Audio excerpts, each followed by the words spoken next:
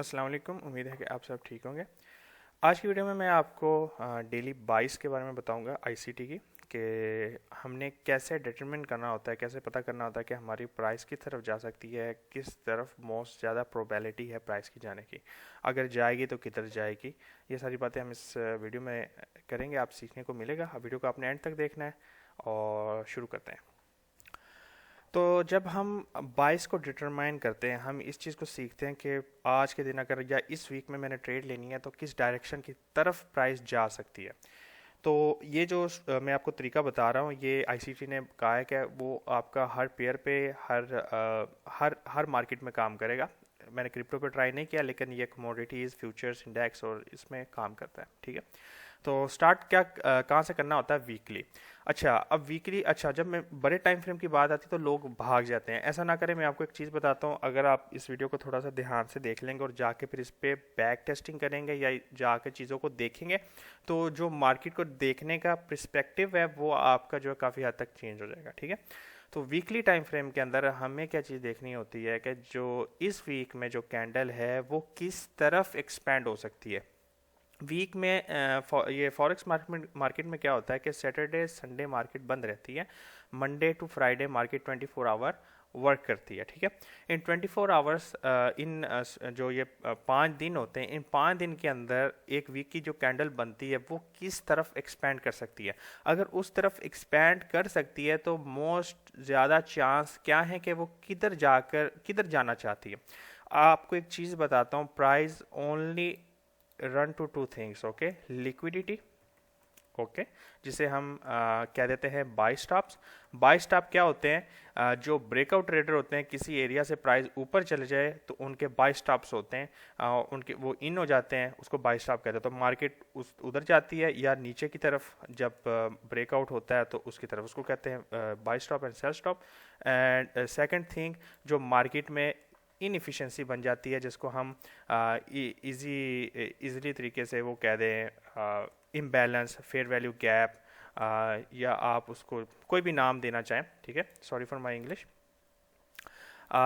तो इन दो चीज़ों की तरफ मार्केट जाती है, डेट सिंपल। ठीक है, आपको क्या देखना होता है कि मार्केट अगर जा रही है तो जिस तरफ जा रही है, क्या वहाँ पर कोई रिलेटिव इक्वल्स हाइस अवेलेबल है?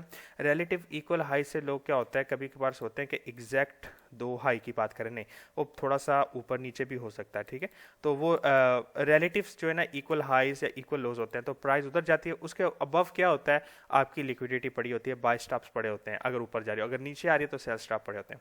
दूसरी तरफ इनएफिशिएंसी, तो मार्केट में जब ऐसी मूव आपको देखने को मिलती है तो उस दरमियान क्या होता है, मार्केट एक इम्बैलेंस छोड़ देती है प्राइस में, जिसमें आप देख रहे हो कि यहाँ पे प्राइस ऊपर ही जाती जा रही है और नीचे इस तरफ नहीं आई। लेकिन क्या किया प्राइस ने, यहाँ पे आप देख सकते हो ये वीकली कैंडल है, ठीक है, और इसमें क्या हुआ, मार्केट आई और यहाँ पे टैप की आपके इम्बैलेंस पे। ठीक है, आप बॉडीज़ को चेक करें, सही है।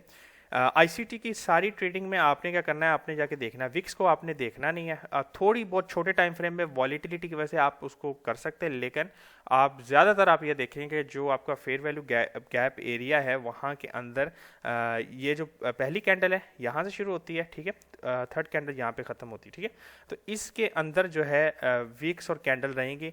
आप ज़्यादातर देखोगे कि जो बॉडी है वो इस फेयर वैल्यू गैप के बाहर क्लोज नहीं देखने को मिलेगी मोस्ट ऑफ द टाइम। ठीक है, डेट्स अ एल्गोरिथमिक प्राइस डिलीवरी इसको बोलते हैं।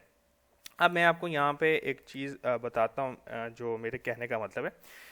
आपने क्या करना है, यहाँ पे देखना है ऊपर, आपको पता चलेगा एल्गोरिदम किसको मैं कह रहा हूँ, मतलब किस चीज़ को एल्गोरिदम कह रहा हूँ। ये ऊपर ये ओपन हाई लो क्लोज, ये है ना कैंडल का ओपन हाई वगैरह बताएगा। तो इस कैंडल पर जब मैं क्लिक करूंगा तो इस कैंडल का ओपन हाई लो क्लोज सब बताएगा। अच्छा, अब इस कैंडल का ये क्लोज है, ठीक है ना, ऊपर, सही है, तो इसका क्लोज क्या है, 19 आप सी पे देख रहे हो ना, यहाँ पे आप देखो तो 1932.59 है, सही है। अब आप इस ब्लैक कैंडल का जो लो है वो देखो, 1933.08, इसको कहते हैं परफेक्ट डिलीवरी। समझ रहे हैं बात को, बहुत आला डिलीवरी इसको बोलते हैं।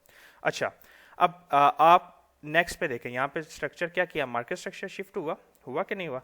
यहाँ पे क्या है, इस कैंडल के बीच में क्या फेयर वैल्यू गैप है। अच्छा, जब आपकी कैंडल ने हाई मारा था, जो न्यूज़ वाली कैंडल थी उसने हाई मारने के बाद नीचे आई थी, जब आने के बाद हमारा पर्सपेक्टिव क्या था कि मार्केट किधर जा सकती है, ठीक है ना। तो हम क्या कहते हैं कि हमारे पास बुलिश फेयर वैल्यू गैप है, जिसको हम बीसी भी कहते हैं। मैं एक नई चीज़ लेके आऊँगा, ये आईसीटी ने बताई थी, बीसी, जिसका नाम होता है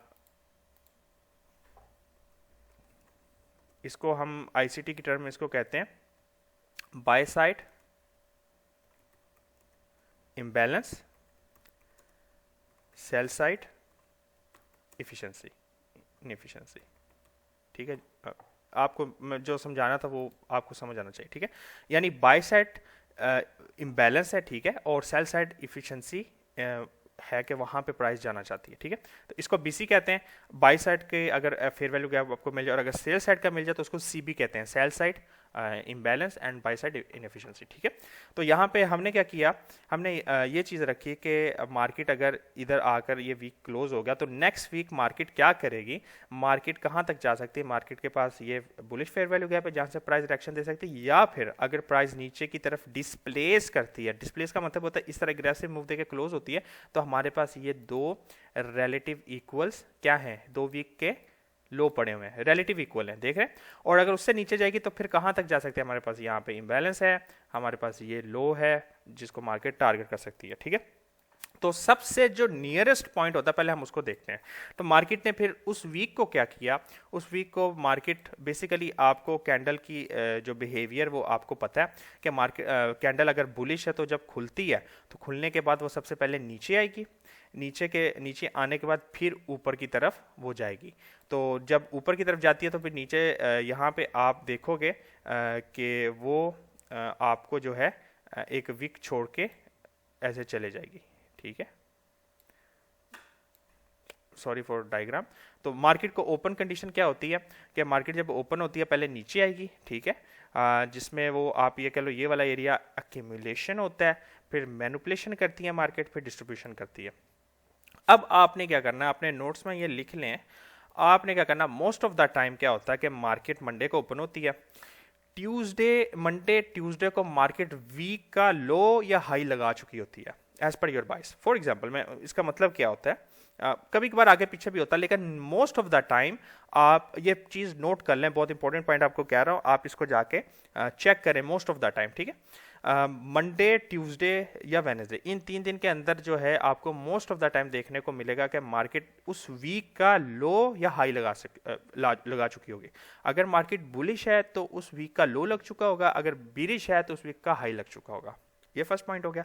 दूसरी चीज, दिन का लो और हाई आपको most of the time London session में आपको देखने को मिल जाएगा।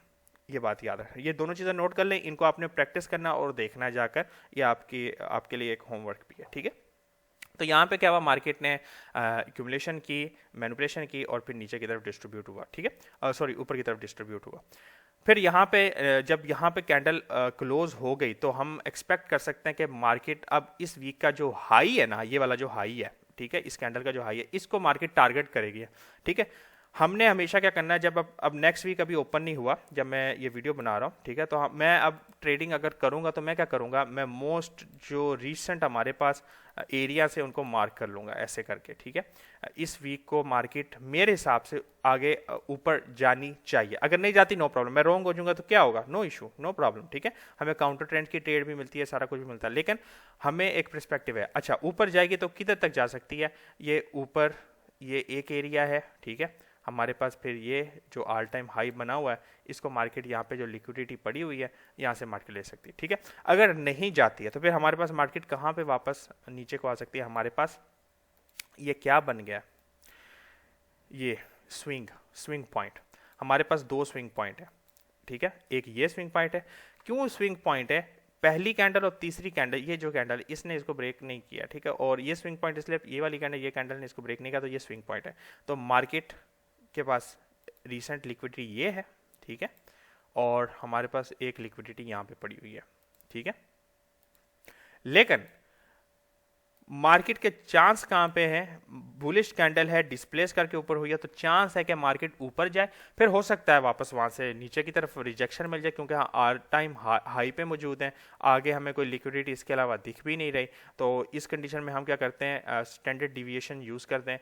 तो वो मैं आपको बताऊँगा कि मतलब उसका क्या सीन होता है, जिसके अंदर जो है ना हम लोग जो टारगेट होता है उसको फाइंड आउट करते हैं और फाइंड आउट करके देखते हैं कि मार्केट कहाँ तक जा सकती है। जैसे कि यहाँ पे आप देख सकते हैं, ये स्टैंडर्ड डिविएशन में आईसीटी की ये मैनिपुलेशन मूव था, जिसके बाद मार्केट ये 2.5 के एग्जैक्ट पॉइंट पे आकर जो है मार्केट ने किया, फिर आगे 4 होता है, 4.5 होता है, ये स्टैंडर्ड डिविएशंस होते हैं। और अगर मार्केट अगर ऊपर और जाती है तो जो है आपको यहाँ पे देखने को मिल जाएगा। ठीक है, ये आप सेटिंग लिख लें। अगर मार्केट यहाँ से एक्सपेंड करती है तो चांस है कि मार्केट जो है अब जो है 2290 और इसके बीच में मार्केट जा सकती है। ये स्टैंडर्ड डिविएशन है, ये आप जो है ना नोट कर सकते हैं अपने डायरीज में। ठीक है, अच्छा, जब हमने पिछले वीक का हाई लो मार्कआउट कर दिया, हमें पता लग गया हम हमारे ज़्यादा चांस क्या मार्केट ऊपर की तरफ जाने वाली, तो फिर हम क्या करेंगे, डेली पे आ जाएंगे। डेली पे आकर हम जाके देखेंगे कि हमारे पास क्या स्ट्रक्चर बन रहा है और क्या चीज़ हमारे पास है। अच्छा, अब मार्केट क्या करे, खुलेगी क्या, ऊपर चल जाएगी, बिल्कुल हो सकता है, लेकिन हमने क्या है, हमने अपने पैटर्न्स पे वेट करना है कि मार्केट जो है हमें किसी एक दिन जो है मैनिपुलेशन मूव दे नीचे की तरफ। वो लो हो सकता है, जैसे मैंने आपको क्या कहा था, वीक का लो बनने से पहले क्या हमें एक मैनिपुलेशन मूव देखने को मिलेगी। अब हो सकता है जो नेक्स्ट डे खुले वो नीचे आए, मैनिपुलेट करे, हाई लो उस वीक का लो बनाए और उसके बाद एक्सपेंड करे और यहाँ पे टारगेट करे। ठीक है, लाजम नहीं कि हमने यहाँ पे पहुंचना है, लाजम नहीं कि हमारी प्राइस ने इसको टारगेट करना है, लाजम नहीं कि हमने ऊपर जाना है। हमारी डायरेक्शन अगर हमें वीक में एक दो ट्रेड अच्छी मिलती हैं तो बहुत है ना। आप सोचो, आप फंडेड ट्रेडर हो और अगर आप वीक में 2 to 3% आप गेन करते हो, अब 1% 2% गेन करते हो 1 लाख के अकाउंट पे, तो that is enough for you. अब लॉन्ग टर्म का पर्सपेक्टिव लेके चलेंगे तो that is enough for you. Okay, यहाँ पे नीचे आती है, तो नीचे कहाँ तक आ सकती है, हमारे पास क्या पॉइंट है, ये हमारे पास ऑर्डर ब्लॉक है, वो भी डेली का। ठीक है, ये कैंडल ऑर्डर ब्लॉक है। अब देखें, अब मैं आपको एक चीज़ बताता हूँ, हमेशा याद रखें, प्राइस 3 जगह पे टैप कर सकती है ऑर्डर ब्लॉक के। एक होता है टॉप पॉइंट, ठीक है, फिर इस कैंडल का जो सेंटर होता है इसको मीन थ्रेशोल्ड बोलते हैं, मीन थ्रेशोल्ड बोलते हैं आईसीटी की लैंग्वेज, और एक फिर लास्ट डाउन होता है। Price should not go below this week, if जाती है we are wrong, so that is okay, understand, हम wrong है तो इसमें कोई मसले वाली बात नहीं है। तो आप देख सकते हैं ये वाली जो कैंडल थी ये एक न्यूज़ कैंडल थी। न्यूज़ कैंडल के बाद हमारे पास जब ये बन गई थी, ठीक है, पहले तो हमने सोचा कि बीरिश और यहाँ पे भी जब प्राइस थी तो बीरिश था, तो हमने क्या समझा कि प्राइस अब नेक्स्ट डे क्या करेगी, हमें जो है ये जो लो है यहाँ पे इसकी लिक्विडिटी मिलेगी, यहाँ पे मार्केट जा सकती है। लेकिन क्या हुआ, न्यूज़ FOMC और आपने देखा जो है प्राइस ने कोई 500 के पता नहीं 400-300 पिप की जो है मूव दी थी। जब यहाँ पे क्लोज हुई तो उसके बाद मैंने एक्सपेक्ट कर लिया था कि प्राइस ने ये जो रिलेटिव इक्वल्स हाई पड़े हुए ना, मार्केट ने यहाँ पे जाके इसको टारगेट करना है। ठीक है, जब इसको टारगेट कर दिया उसके बाद फिर हमारे पास दो एरिया हैं। ठीक है, दो एरिया कौन से हैं, एक हमारे पास ये इम्बैलेंस पड़ गया, मार्केट उसमें आई और उसके बाद आकर हमारे पास आगे ये टारगेट था कि जिसको आ सकती है। अब हमारे पास क्या है, एक ये ऑप्शन है, यहाँ तक भी ये रिलेटिव इक्वल्स हाई आपको शॉर्ट टर्म में मिल जाएंगे वहाँ पे, और फिर मार्केट एज बुलिश है तो ऊपर की तरफ जा सकती है। ठीक है, तो हो सकता है कि जो अब नेक्स्ट जो आने वाला टाइम होगा उसमें मार्केट हमें एक डाउन साइड को मूव मिले और उसके बाद फिर ऊपर, जिसको हम मैनिपुलेशन, एक्यूमुलेशन और डिस्ट्रीब्यूशन कहते हैं। ठीक है, तो इस तरह हम ब्याज को देखते हैं। तो चीज़ें क्या देखनी होती हैं, आपने ये नहीं, बहुत सारी चीज़ें नहीं, मैंने आपको क्या कहा, वीकली की कैंडल को आपने मार्कआउट करना है। वीकली की कैंडल को आपने मार्कआउट करने के बाद आपने जो है देखना है कि किधर की तरफ जा सकती है। तो मार्केट किधर तरफ जाती है मैंने यहाँ पे ऑलरेडी बता दिया, लिक्विडिटी इक्वल्स हाइस हो या इनएफिशिएंसी। ठीक है, अगर ग्रीन कैंडल खुली है आपकी, इस तरह की ग्रीन कैंडल खुल गई, इनडिसिसिव कैंडल में आपको समझ नहीं आएगी, उस वीक आपको वेट करना पड़ेगा कि भाई क्या होने वाला है। ठीक है, यहाँ पे इम्बैलेंस था जब, ठीक है, ऐसी कैंडल खुलती है तो आप एक्सपेक्ट करो कि अगली जो वीक है वो हाई जाएगा। तो हाई किधर तक जा सकता है, ये बहुत इंपॉर्टेंट, इसको नैरेटिव्स कहते हैं। प्राइस बुलिश है, ठीक है, हम समझ गए, किधर तक जा सकती है और क्यों जा सकती है। यार ऊपर जा सकती है, इधर तक इसलिए जा सकती है कि यहाँ पे रिलेटिव इक्वल हाइस पड़े हुए हैं या इनएफिशिएंसी पड़ी हुई है। डेट सिंपल, दो ही चीज़ें, मार्केट दो ही तरफ जाती है, लिक्विडिटी की तरफ या इनएफिशिएंसी की तरफ। ये दो पॉइंट आप वीकली से लेकर 1 मिनट के टाइम फ्रेम तक आप देख लें, आपको वही चीज़ देखने को मिलेगी। फिर दूसरी चीज़ क्या होता है, प्राइस का टाइम फैक्टर होता है। टाइम के बगैर प्राइस नहीं मूव करती और प्राइस के बगैर टाइम का कोई फायदा नहीं है। दोनों चीज़ें फ्रैक्टल्स हैं एक दूसरे के, ठीक है। तो हमारी ट्रेडिंग का टाइम होता है, उस पर आप करेंगे, आपको प्राइस एल्गोरिदमिक स्टाइल में देखने को मिलेगी, आपको दिन के दूसरे टाइम पे भी आपको देखने को मिलेगी। लेकिन हम अगर एल्गोरिदमिक तरीके से प्राइस को रीड करके करेंगे तो हमने अपने बेसिक टाइम पे ही काम करना है, हमने हर वक्त जो है चार्ट के ऊपर नहीं बैठना। हमारे पास दिन में 3 सेशंस होते हैं, एशिया सेशन होता है, उसके बाद लंदन होता है, न्यूयॉर्क होता है, ठीक है। न्यूयॉर्क में एएम सेशन है, पीएम सेशन है। तो हमारी मोस्ट ऑफ द ट्रेड, जो दुनिया में ज़्यादातर ट्रेडर्स हैं, अग्रेसिव हों या नॉर्मल हो, वो ज़्यादा न्यूयॉर्क को प्रेफर करते हैं, अनटिल अनलेस उनका टाइम डे लाइट टाइम की वजह से वो लोग जो है उसमें उनको लंदन में ना करना पड़े, अदरवाइज वो ट्रेड इसमें करते हैं, ठीक है। जब आप वीकली को कर लेते हैं कि वीकली किधर पॉसिबली जा सकते हैं, उसके बाद फिर आप डेली पे आते हो, ठीक है। अब डेली पे आने के बाद क्या, फिर आप डेली का चेक करते हो कहाँ पे जा सकते हो, फिर आप 1 आवर टाइम फ्रेम पे आते हो और 1 आवर टाइम फ्रेम के बाद आने के बाद आप चेक करते हो कि प्राइस क्या कर रही है, ठीक है। तो आप 1 आवर टाइम फ्रेम के अंदर आप आके देखो कि price break of structure, imbalance बना। मैं ना यहाँ पे ये इसको हटा देता हूँ ताकि आपके लिए आसान हो, ठीक है। तो यहाँ पे आप देखोगे कि प्राइस क्या कर रही है, ब्रेक ऑफ स्ट्रक्चर, इम्बैलेंस, ठीक है। यहाँ पे भी इम्बैलेंस, यहाँ पे भी इम्बैलेंस, प्राइस पहले यहाँ पे गई, ठीक है। अगर किसी ने यहाँ पे स्टॉप लॉस लगाया था, प्राइस ने उसको भी हिट किया, क्यों, नीचे भी इम्बैलेंस पड़ा। तो मैंने आपको याद होगा पिछली वीडियोस में बताया, अगर आपको एक ही लेग में 2-3 फेयर वैल्यू गैप मिल रहे हैं तो आपका जो रिस्क मैनेजमेंट और मनी मैनेजमेंट ये अलाउ करना है कि मार्केट अगर यहाँ तक आए तो मेरे पोर्टफोलियो को कोई मसला ना हो। हाँ, अगर इस प्राइस से, इस स्विंग पॉइंट से प्राइस नीचे जाती है तो we are wrong and we got a stop loss, that is simple. Price आपको मार्केट में स्टॉप लॉस लेना है, लेकिन उस स्टॉप लॉस के लेने के बाद आपका बिहेवियर क्या है ये इंपॉर्टेंट है। आपको उस स्टॉप लॉस के बाद एग्रेसिव होकर वापस नहीं जाना कि मैं वापस ले लूं मार्केट से, आप फिर और दे दोगे मार्केट को, तो ऐसा नहीं करना है, ठीक है।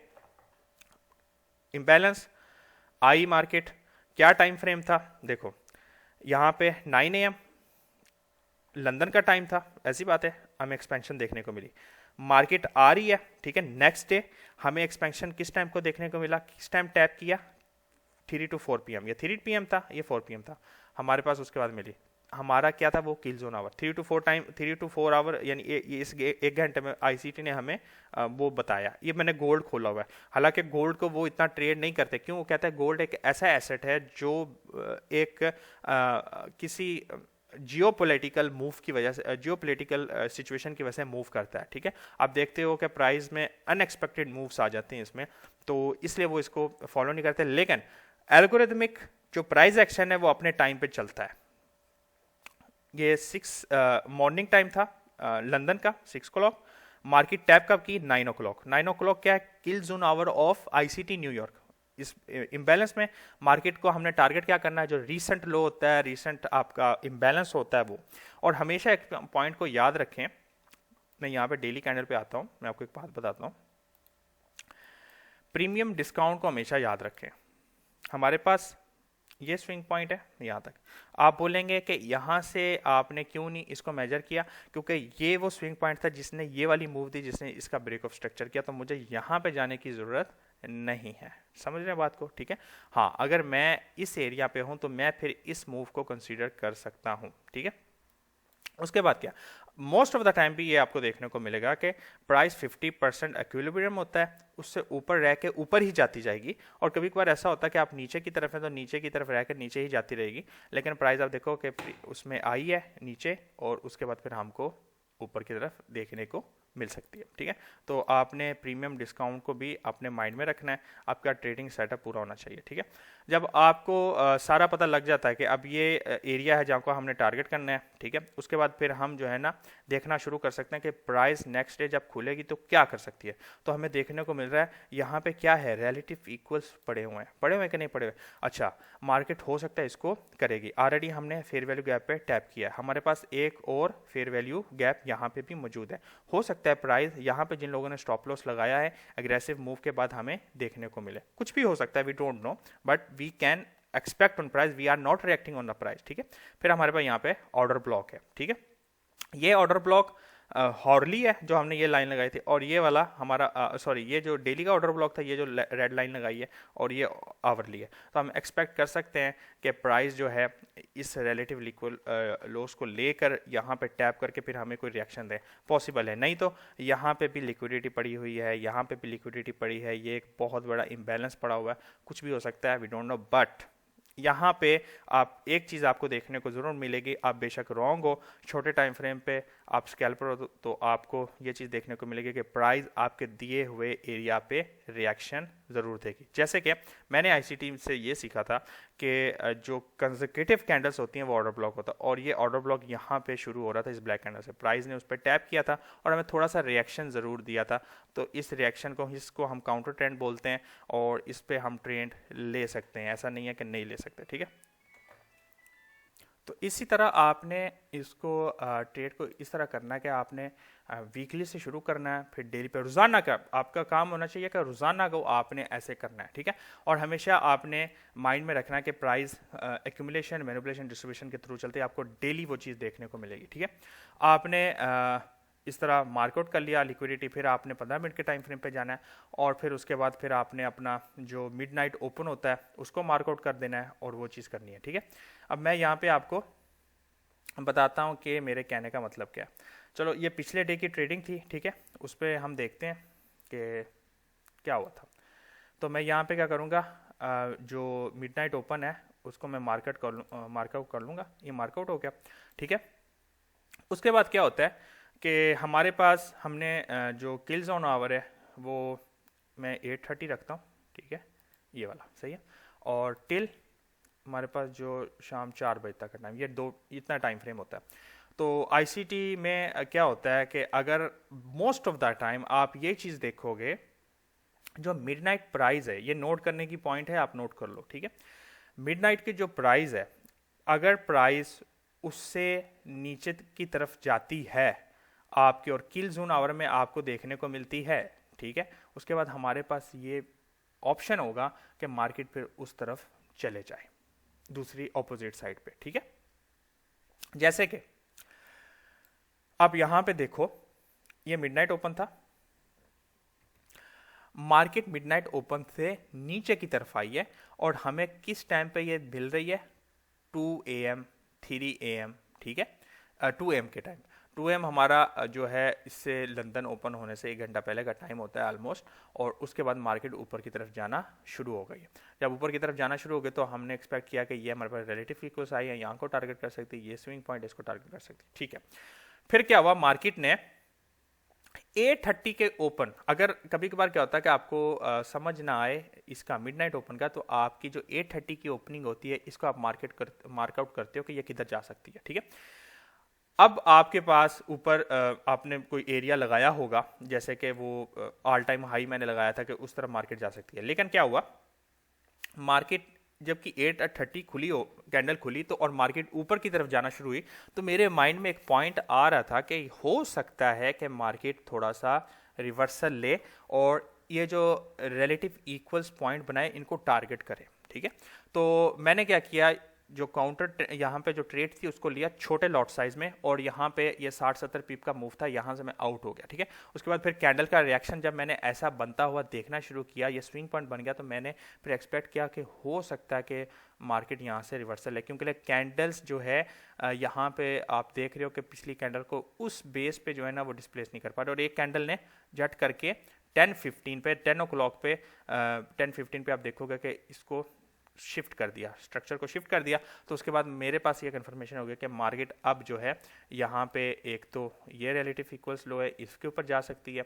और आप देखते हो रिएक्शन, जो सपोर्ट एंड रेजिस्टेंस का रिटेल आइडिया होता है आप उसको देखोगे मार्केट में, आप है ना सपोर्ट एंड रेजिस्टेंस को देखो कितनी बार फेल होती है। यहाँ पे अगर आप देखो ये क्या है, सपोर्ट है किन के लिए, रिटेलर्स के लिए बनी, एक बार पॉइंट, दूसरी बार point, double top double bottom, concept तो सुना होगा, मैंने भी इस यूट्यूब पे सुनाया था, ठीक है, जब मैं शुरू में ट्रेडिंग कर रहा था। तो जब यहाँ पे मार्केट टैप गई, रिटेल ऊपर चला गया, अब मार्केट का सेंटीमेंट क्या है, बुलिश है, सब यही कह रहे हैं, ट्रेंड लाइन है, ईएमए बता रहा है ऊपर जा रही है मार्केट, ईएमए के उसके सपोर्ट हो रहा है वगैरह वगैरह सारे रिटेल आइडिया। अब मार्केट ने यहाँ पे आई कि नहीं आई, रिएक्शन दिया या नहीं दिया, दिया। तो यहाँ पे बायर्स को उसने क्या किया, इंड्यूस किया कि आओ भाई, आ बैल मुझे मार। वो इंटर हुआ भाई साहब, और फिर क्या हुआ, आपके सामने हुआ, उनके स्टॉप लॉस हिट हो गया। रिटेल आइडिया आपको समझ आ गया, प्राइस रन बाय क्या हो गया, एल्गोरिथम हो गया। ठीक है, वापस गई ऊपर, ये हमारे पास फेयर वैल्यू गैप था, पीएम सेशन में वापस हमारे डाउन साइड पे हमें ट्रेड देखने को मिली। ठीक है, जो चीज़ मैंने आपको यहाँ पे जितनी बताई है, इन सारों को आपने नोट किया होगा उम्मीद है, और आपने इस पर अप्लाई किया होगा। बहुत सारी वीडियो आगे आएंगी, तो मेरे चैनल को थोड़ा आप ग्रो करें और अपने जो फ्रेंड सर्कल्स हैं उसमें शेयर करें, और मेरे टेलीग्राम चैनल को भी ज्वाइन करें। मिलते हैं नेक्स्ट वीडियो में। एक चीज़ और मैं आपको बताता चलूँ कि आपका जो ट्रेडिंग व्यू का चार्ट है ना, वो UTC-5 पे आप रखा करो। ये आपको एक बात बताता हूँ, ये UTC-4 भी कभी कभार होता है, लेकिन न्यूयॉर्क होना चाहिए। अमेरिका में डे लाइट सेविंग सिस्टम होता है, जिसमें वो मई से लेकर कुछ महीने जो है, 5-6 महीने जो है, वो 1 घंटा आगे कर देते हैं और फिर 1 घंटा पीछे कर देते हैं। ठीक है, तो इस पर कंफ्यूज नहीं होना आप लोगों ने। कभी कभार आपने देखा होगा कि UTC-4 होता है, तो हमेशा न्यूयॉर्क को आपने सेलेक्ट करना है। यहाँ पे 5 और 4 और डजेंट मैटर, डेट्स इट। तो मिलते हैं नेक्स्ट वीडियो में, तब तक के लिए अल्लाह हाफिज़, अस्सलाम वालेकुम।